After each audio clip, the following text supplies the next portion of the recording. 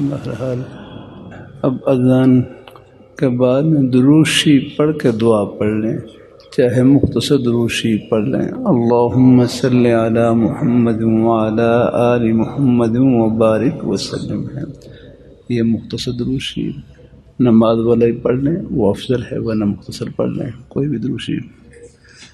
اب دعا پڑھ لیں، اللہم رب هذه الدعوة التامة والصلاة القائمة وآت محمد الوسيلة والفضيلة وابعثه مقام محمود الذي وعدته إنك لا تخلف الميعاد۔ بعض دعاؤں میں والدرجة الرفیع کے الفاظ بھی ہیں۔ ہمارے حضرت مفتی رفیع عثمانی صاحب رحمہ اللہ تعالی جامع عبداللہ ابن عمر میں اذان عشاء کی اذان ہو رہی تو حضرت نے اذان کا جواب دیا اور پھر درود شریف کے بعد یہ دعا پڑھی، تو اس میں وہ درجۃ الرفیع کے الفاظ، حضرت کے نام میں بھی رفیع ہے اور دعا میں بھی الفاظ پڑھے، تو معلوم ہوا کہ یہ الفاظ بھی کہیں ذکر ہیں حدیث شریف میں۔ دعا اور پھر ابو داؤد شریف میں حدیث شریف آتی ہے لا یرد الدعاء بین الاذان والاقامہ، کہ اذان اور اقامہ کے درمیان دعا رد نہیں کی جاتی، یعنی اذان اور اقامہ کے درمیان کا جو وقت ہے یہ دعا کی قبولیت کا وقت ہے، تو اس موقع پر اپنے لیے، گھر والوں کے لیے، والدین کے لیے، بہن بھائی، بچے، اقرباء، رشتہ داروں کے لیے اور پوری امت مسلمہ کے لیے دنیا آخرت کی بھلائی کی کوئی بھی دعا کریں انشاءاللہ قبول آمین۔ دعا کے بارے میں حدیث شریف میں آتا ہے نا، ترمذی شریف میں حدیث شریف ادعوا اللہ وانتم موقنون بالاجابہ، کہ ادعوا اللہ وانتم موقنون بالاجابہ، کہ تم اللہ تعالیٰ سے دعا کرو اس یقین سے کہ میری دعا قبول ہو گئی ہے۔ آپ یہ بھی دیکھیں ہم بن مانگے اللہ تعالیٰ کی نعمتوں کے سمندر میں ڈوبے ہوئے، یہ دیکھو بولنے کے لیے زبان اللہ تعالیٰ نے بن مانگے عطا کی ہے، دیکھنے کے لیے آنکھیں بن مانگے عطا کی ہیں، سننے کے لیے کان بن مانگے عطا کیے ہیں، چلنے کے لیے پیر بن مانگے عطا کیے ہیں، پکڑنے کے لیے ہاتھ اللہ تعالیٰ نے بن مانگے عطا کیے ہیں۔ اگر مانگیں کوئی جھولی خالی جائے گی، اللہ بھر کر دیں گے۔ باقی ان کے نوازنے کے اپنے انداز ہیں، الحمدللہ اللہ اپنی مہربانی فرمائے ہیں۔ بعض دفعہ آپ دیکھ رہے ہیں بچے ابا سے ایک چیز مانگ رہے ہوتے ہیں، لیکن ابا کو معلوم ہے کہ ان کو نزلہ اور زکام ہے، ابھی ان کو اگر کوئی پیسے دوں گا تو یہ فوراً باہر یہ کلفی والا گھوم رہا ہے، اگر یہ چکر لگا رہے ہیں تو یہ جا کر کلفی خرید لے گا، اور وہ کلفی استعمال کرے گا تو اور نزلہ اس کا بڑھ جائے گا۔ پھر اگر وہ پیسے روک بھی لیں نہ دیں تو وہ بھی بچے کے حق میں مصلحت ہوتی ہے اور ایک بہتری ہوتی ہے۔ اللہ اپنے ہی، اس لیے بس یہ اللہ تعالیٰ کے اپنے مبارک انداز ہیں۔ بہرحال حدیث شریف میں ہے ادعوا اللہ وانتم موقنون بالاجابہ، کہ تم اللہ تعالیٰ سے دعا کرو اس یقین سے کہ میری دعا قبول ہو گئی۔ باقی دعا کی قبولیت کے کئی مطلب ہوتے ہیں، ترمذی میں بھی ذکر ہے۔ ایک یہ ہے جو مانگے وہی مل جائے، اللہ سے بیٹا مانگا بیٹا مل گیا، بیٹی مانگی بیٹی مل گئی، کوئی اور پریشانی کے دور ہونے کی دعا کی اللہ تعالیٰ نے وہ دور فرما دی، یہ بھی دعا کی قبولیت کا ایک مطلب ہے۔ اگنا ہمارے ہاں یہی مطلب ذرا معروف ہے کہ جو مانگے فوراً مل جائے اللہ تعالیٰ، اور کبھی ایسا ہوتا ہے جو مانگے وہ نہ ملے اللہ اس سے بہتر عطا فرما دیں، یہ مطلب میں نے اپنے حضرت سے براہ راست سنا ہے یا ہمارے حفصہ نے سنا ہے کہ اللہ تعالیٰ سے جو مانگے وہ نہ ملے اللہ اس سے بہتر عطا فرما دیں۔ اللہ تعالیٰ سے مانگا کہ یا اللہ مجھے 2 روٹی مل جائیں، اللہ نے اس کو 2 رکعت نماز نفل پڑھنے کی توفیق عطا فرما دی، یا کوئی اور نیکی کی توفیق عطا فرما دی، یہ 2 روٹیوں سے بڑھ کر الحمدللہ ایسا بھی ہوتا ہے۔ الحمدللہ کبھی کبھی اللہ پاک کی ذات دعا کی برکت سے کوئی آئندہ آنے والی مصیبت پریشانی جس کا ہمیں علم نہیں ہوتا، کوئی حادثہ پیش آنے والا تھا، کوئی اور عارضہ پیش آنے والا تھا جس کا ہمیں علم نہیں تھا، دعا کی برکت سے اللہ پاک کی ذات اللہ اس مصیبت کو ٹال دیتے ہیں۔ اور کبھی دعا کفارہ سیئات بن جاتی ہے، گناہوں سے پاک اور صاف ہونے کا ذریعہ بن جاتی ہے، اور آپ جیسے نیک حضرات ہوں اور گناہ نہ ہوں تو بس پھر وہ انشاءاللہ پھر وہ یہ دعا یہ درجات کی بلندی کا ذریعہ ہوتی ہے۔ الحمدللہ ہم جیسے گنہگار ہوں دعا کریں اللہ ان کو کفارہ سیئات بنا دے اللہ تعالیٰ، اور اگر بظاہر کوئی دنیا میں کوئی مطلب پورا نہ ہو تو پھر ہر دعا وہ آخرت کا ذخیرہ بن جاتی ہے۔ الحمدللہ اس لیے جب بھی اللہ تعالیٰ سے مانگیں اس یقین سے مانگیں کہ اللہ مجھے میری جھولی بھر رہے ہیں۔ الحمدللہ ایک اور مبارک حدیث شریف ابو داؤد شریف میں ان ربکم حی کریم یستحی من عبدہ اذا رفع یدیہ الیہ ان یردہما صفرا یاغنا، کہ رب تعالیٰ بڑے کریم مہربان ہیں، حی حیادار لحاظ رکھنے والے ہیں، رب تعالیٰ بڑے کریم مہربان حی لحاظ رکھنے والے حیادار لحاظ کہ رب تعالیٰ کو اپنے بندے سے حیا آتی ہے کہ وہ اس کے سامنے جھولی پھیلائے اور پھر جھولی کو خالی لوٹائیں، رب تعالیٰ کو اس سے حیا آتی ہے۔ حیا جو ان کی شان ہے۔ اللہ تعالیٰ اپنی مہربانی فرمائے، اللہ اپنی مہربانی فرمائے۔ اللہ تعالیٰ اپنی بارگاہ میں قبول فرمائے ہے۔ اس حدیث کی روشنی میں بھائی کہنے لگے کہ ان کی بارگاہ میں جھولی پھیلانا یہی جھولی کو بھرنا ہے، یہ خالی نہیں جائے گا۔ تو اللہ تعالیٰ ہم سب کو قبول فرمائے ہیں، اللہ اپنے ایمان پہ قائم رکھے، اللہ اپنے دین پہ قائم رکھے، نیک رستے پہ اللہ ہم سب کو لگائے رکھے۔ انشاءاللہ یہ محبتیں آخرت کی خوشیوں میں سب کو ملائیں گی، اکٹھا کریں گے۔ اذان ہو رہی تھی کہ اذان کے بعد کچھ اذان کا جواب بھی ہے، کہتے ہیں نا یہ اذان کے جب فضائل نے صحابہ کرام نے سنے ہیں، اذان کے اذان دینے کی یہ فضیلت ہے، اذان کے فضائل صحابہ کرام نے سنے تو رکی حضور نبی کریم صلی اللہ علیہ وآلہ وسلم کی خدمت رکھی کہ حضور کا سارا ثواب تو مؤذن لے گئے، سارا ثواب تو مؤذن لے گئے، ہمیں یہ فضیلت یہ ثواب کیسے ملے گا؟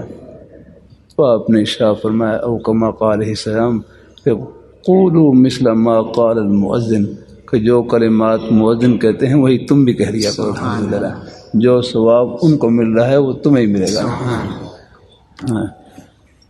ہر عمر فاروق رضی اللہ تعالیٰ کا یہ ملفوظ میں نے سعودی عرب میں ریاض شہر میں اذان کے فضائل پر ایک کتاب کا مطالعہ کر رہا، اس میں پڑھا امیر المومنین ہر عمر فاروق رضی اللہ تعالیٰ عنہ فرمانے لگے اگر سلطنت کے امور میرے ذمے نہ ہوتے، یعنی خلافت کے امور میرے ذمے نہ ہوتے، سلطنت کے امور میرے ذمے نہ ہوتے، میں مسجد کا مؤذن بنتا، اللہ تعالیٰ کا نام بلند کرتا۔ اس لیے ہر خدمت کو اپنی سعادت سمجھیں۔ الحمدللہ میں بھی کبھی کبھی، اب تو خیر کچھ طبیعت میری اوپر نیچے رہتی ہے، وہاں بس محمدیہ میں کبھی کبھی فجر کی اذان طالب علم کو دے رہے ہوتے اذان میں کہ بھائی آپ ذرا مجھے آج موقع دے رہا، کبھی کبھی اذان دیتا تھا پہلے۔ الحمدللہ اللہ کا شکر الحمدللہ۔ بہرحال ہر خدمت کو اپنی سعادت سمجھیں الحمدللہ۔ پھر ہمارے شہر کے احباب ہیں، مہمان ہیں، جہاں جہاں سے بھی آپ تشریف لائے ہیں، اللہ سب کو آپ کے روزی کے بہانے بھی جنت کے ہی بہانے ہیں۔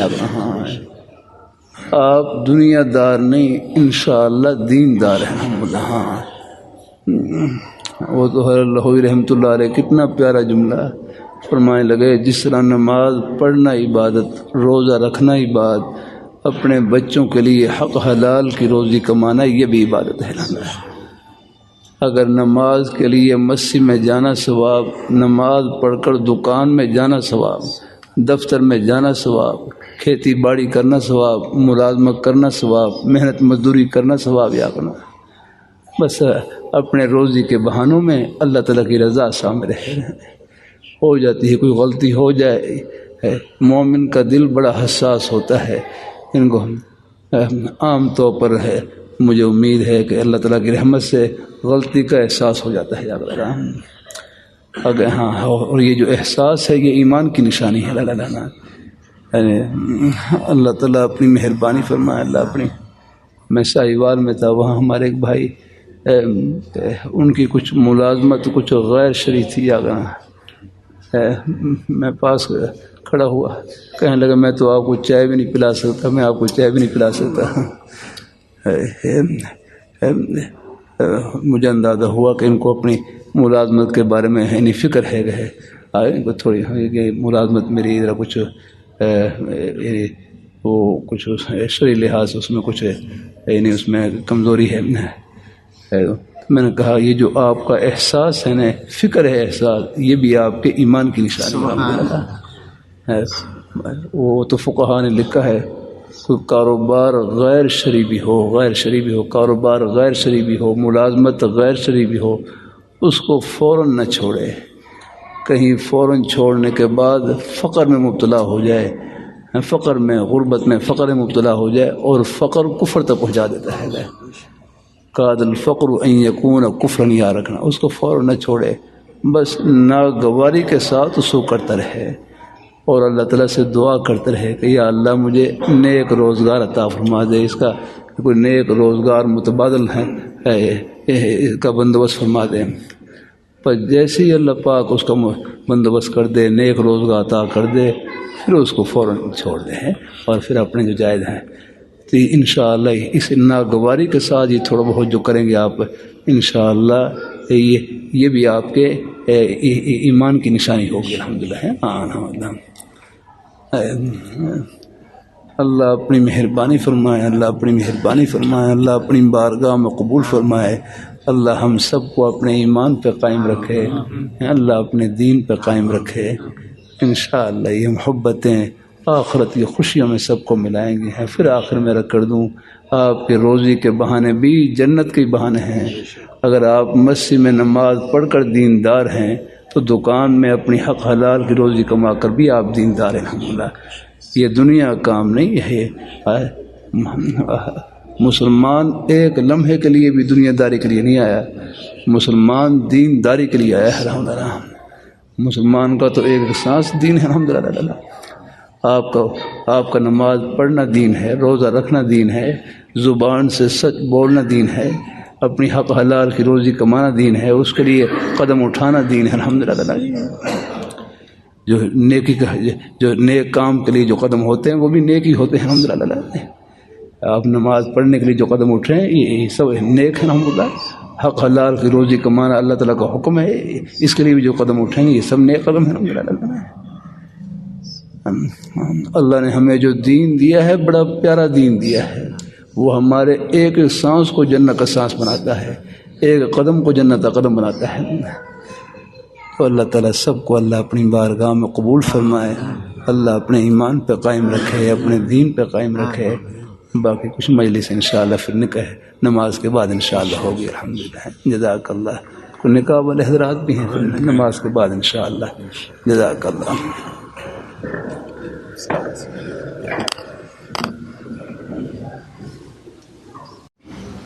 نماز سے پہلے اذان ہو رہی تھی نا، اذان کے بارے میں پہنچ. اذان سے پہلے ہمارے جامع شفیہ میں حضرت شاہ حکیم محمد مختصر رحمۃ اللہ علیہ جامع شفیہ میں سیانت المسلمین کے جلسے میں بیان فرما رہے ہیں. تو بیان کے دوران ہی اذان شروع ہو گئی، مغرب کی اذان شروع ہو گئی.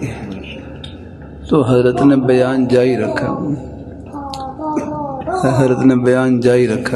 بیان اذان کے دوران بیان جاری رکھا. مسئلہ یہی ہے، کوئی دینی بات اگر پہلے کر رہے ہیں کوئی جاری ہے تو اذان کے دوران جاری رکھنے کی گنجائش ہے. ہمارے حضرت شیخ موسی رحمۃ اللہ علیہ ترمذی کا سبق ہو رہا ہوتا اور اذان عصر کی اذان شروع ہو جاتی تو ہر سبق کو جاری رکھتے ہیں. تو ہر شاہ حکیم مختصر رحمۃ اللہ علیہ بہرحال اذان کے دوران بیان کو جاری رکھا. اور پھر جب بیان ختم ہو گیا پھر فرمانے لگے اب اذان کا اکٹھا جواب دے لو. بس الحمدللہ کتنی آسانی ہے اذان کا اکٹھا. بعض دفعہ یہ لمبی اذانیں ہوتی ہیں ایک مفتی فرمانے لگا ان کا جواب دینا ضروری نہیں ہے، وہ بہت لمبی آدمی تھک جاتا ہے انتظار کرتے کرتے. لیکن بہرحال اگر اللہ بہرحال مگر ایسی اذان میں پھر یہ ہے کہ چلو اکٹھا پھر جب اذان ختم ہو تو پھر اکٹھا جواب دے رہے ہیں. جیسے اللہ تعالیٰ اکٹھا جواب. بعض دفعہ لمبی اذانیں ہوتی ہیں، میں اپنے کچھ بعض دفعہ کو مطالعے میں مصروف ہوتا ہوں، جب اذان ختم ہو جاتی ہے پھر اکٹھا ہی جواب دے لیتا ہوں. اور پھر وہ جواب بس ہے وہ ان کی اذان کے آخری 2 کلمات میں جواب پورا ہو جاتا ہے. الحمدللہ یہ ہے بھی سہولت اللہ رکھی ہے. بہرحال اذان کی بھی بڑی فضیلت الحمدللہ. اللہ نے ہمیں جو دین دیا ہے نا وہ سب کے لیے ہے. وہ زمینداروں کے لیے بھی ہے، دکانداروں کے لیے بھی ہے، کاروبار کرنے والوں کے لیے بھی ہے، کھیتی باڑی ملازمت سب کے اوپر اللہ تعالیٰ کی رحمت کا سایہ ہے. یہ سب یہ سارا نظام ہی خدمت سے جوڑ رکھا ہے. اس لیے کسی مسلمان کو حقیر نہ سمجھیں. اللہ اپنی مہربانی فرمائے ہے. یہ تکوینی طور پر تکوین کہتے ہیں جن کا تعلق امر کن سے ہے. غیر اختیاری امور ہے جو غیر اختیار امر ہے جن کا تعلق محض اللہ تعالیٰ کے حکم سے ہے. ان کا تکوینی امور کا ہے. اللہ نے تکوینی طور پر ہی اللہ نے یہ خدمتیں تقسیم کر رکھی ہیں. عرض کرتا رہتا ہوں یہ جتنے بھی آپ کے روزی کے بہانے ہیں دیکھنے میں روزی کے بہانے ہیں، لیکن حقیقت میں اللہ نے اپنے بندوں کی کوئی نہ کوئی خدمت چھپا رکھی ہے. یہ اللہ کا نظام ہے. اللہ اپنی مہربانی. آپ دیکھ لیں ابھی میں عمرے کے سفر پر تھا. عمرے کے سفر پر اب درمیان میں ہے یعنی اس سفر تک پہنچنے کے لیے کتنے ایئرپورٹ پر پہنچا تو ایئرپورٹ کا عملہ جو ہے یا کرنا ہے کوئی وہاں کوئی سامان بک کرنے میں لگا ہوا ہے.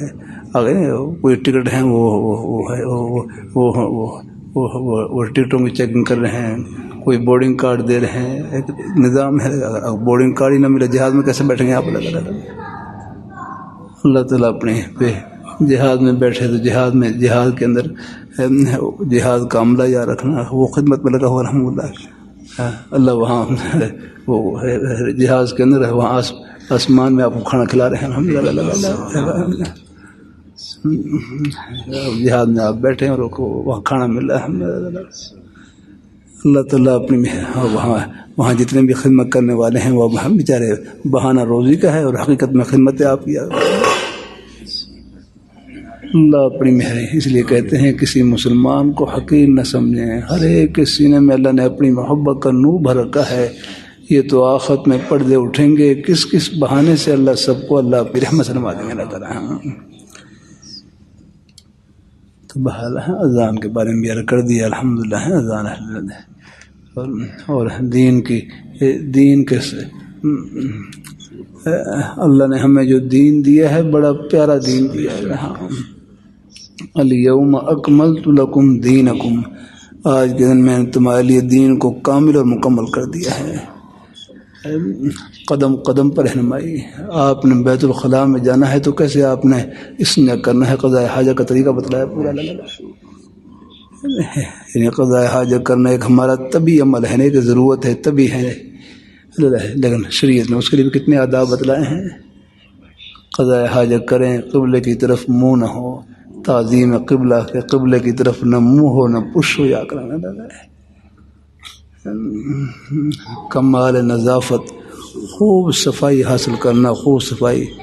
استنجا کے آداب میں سے یہ ہے کہ پہلے ڈھیلی سے استنجا کریں. اب تو خیر یہ فلش آ گئے، ورنہ پہلے دیہاتوں میں ہمارے ہاں یہ تو نہیں ہوتے تھے، بیت الخلاء وغیرہ نہیں ہوتے تھے اگر، تو پہلے جنگل میں جا کر وہاں ڈھیلے سے استنجا کرتے، اور پھر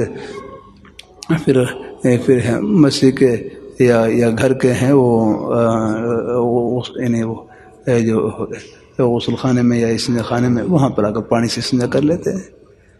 خوب یعنی صفائی حاصل کرنا کہ پہلے ڈھیلے سے. یہ اہل قبا ہیں، اہل قبا ان کے بارے میں یہ آیت نازل ہوئی فیہ رجال یحبون ان یتطہروا یعقلون، کہ اس قبا بستی میں ایسے لوگ رہتے ہیں جو پاکی کو پسند کرتے ہیں.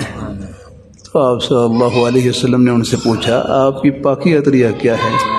تو کہنے لگے ہم پہلے ڈھیلے سے استنجا کرتے ہیں اور پھر پانی سے استنجا کرتے ہیں. یعنی خوب یہ پہلے ڈھیلے سے استنجا کرنا پھر پانی سے، یہ ایسا ہے جیسے برتن کو مانج کر دھونا. برتن کو مٹی سے مانج کر دھونا. آپ دیکھ لیں جب برتن کو خوب پاک کرنا ہو تو ہمارے گھروں میں نیک مائیں بہنیں پہلے برتن کو مٹی سے ملتی اور پھر اس کے بعد پانی سے دھوتی آگے اور پھر صاف ہو جاتا رہنا.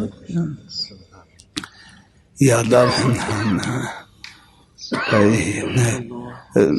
اللہ اپنی مہربانی فرمائے، اللہ تعالیٰ اپنی مہربانی فرمائے. یہ بھی ادب ہے. فرمائے کہ کسی ہے یہ اللہ اپنے سایہ دار درخت کے نیچے جہاں لوگوں کے بیٹھنے کی جگہ ہے وہاں پر استنجا نہ کریں یا کرنا ہے. ایسی آپ نے دیکھا ہوگا جب دریا میں پانی یا نہر میں پانی کم ہو جاتا ہے لوگ گزرنے کے لیے رستہ بنا لیتے ہیں وہاں سے نا، جہاں پانی کم ہوتا ہے تو وہاں سے گزرگاہ بنا لیتے ہیں. پانی لوگوں کو اندازہ ہوتا ہے کہ یہاں پانی کم ہے، وہاں سے پھر گزرگاہ.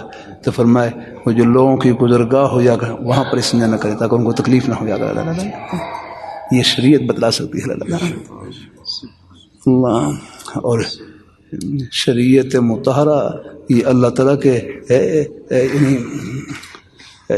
یہ عرش الہی کا فیض ہے.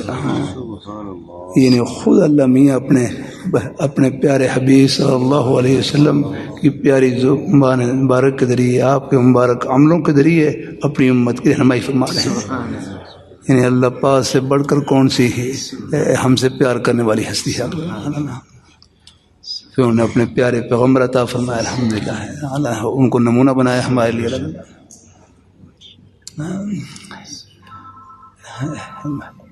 یہ بھائیون یہ گھر نہیں ہے، رہ گزر ہے. لاہور گھر نہیں ہے، یہ رہ گزر ہے. رائے گھر نہیں ہے آپ کا. وہ تو ہے لاہور رحمۃ اللہ علیہ. کتنا پیارا جملہ فرمانے لگے ہم دنیا میں رہنے کے لیے نہیں، اللہ میاں کو خوش کرنے کے لیے آئے. بس یہ غرض ہے ہماری زندگی. کچھ نہیں ہے دنیا کی وہ حوال اللہ. آپ دیکھ رہے ہیں اب یہ جنگیں ہو رہی ہیں اللہ ہے سو بلڈنگ کھڑی ہوئی اور شام کو تباہ ہو رہی ہے. اللہ عافیت سے رکھے. اور جتنا وقت ہے دعا ہے اس کو قیمتی سمجھنا. اس لیے میرے حضرت فرمانے لگے لمبے منصوبے آخر کے ہونے چاہیے، دنیا کے منصوبے تو گزارے کے ہونے چاہیے. چاہے وہ گزارا دال روٹی سے ہو رہا ہو، چاہے وہ زردہ پلاؤ سے ہو رہا ہو، لیکن بس ہے یہ گزارے کی جگہ ہے ساری. تو ہمارے حضرت شاہ حکیم محتسب رحمۃ اللہ علیہ جملہ فرماتے اللہ میاں سے مانگو تو بریانی اور شامی کباب. اللہ میاں سے مانگو تو بریانی اور شامی کباب، لیکن راضی چٹنی روٹی پر رہو. کہ اللہ تعالیٰ سے مانگو تو اونچی سے اونچی نعمت، پھر اللہ تعالیٰ جس حال میں رکھے اللہ تعالیٰ کی رضا میں راضی رہنا ہے. الحمدللہ. ہاں یہ ہے اللہ ہمارے بزرگوں کو اللہ خوشیوں سے بھر دے. اللہ یہ ہماری ٹوٹی پھوٹی باتیں یہ بھی دل کی دوا ہیں الحمدللہ. انشاءاللہ ان سے تسلی ملتی ہے الحمدللہ. ہاں بیماری نام ہی ثواب کا الحمدللہ. میں خود بھی گزرا ہوں بیماری سے، بائی پاس کا آپریشن ہوا ہے، ایک مرحلے سے گزرا ہوں. لیکن اللہ تعالیٰ سب کو اللہ عافیت سے رکھے الحمدللہ. اللہ جب تک اللہ نے زندگی لکھی ہے الحمدللہ انشاءاللہ وہ مل کر رہے گی انشاءاللہ الحمدللہ. اللہ تعالیٰ اپنی مہربانی. باقی اللہ سے ہم کمزور ہیں، اللہ سے عافیت مانگتے رہیں گے انشاءاللہ الحمدللہ. نا رب کا در نہیں چھوڑنا الحمدللہ. ایک حدیثی میں آتا ہے افضل العبادہ انتظار الفرج، افضل العبادہ انتظار الفرج، تکلیف کے دور ہونے کا انتظار کرنا یہ بھی افضل عبادت ہے۔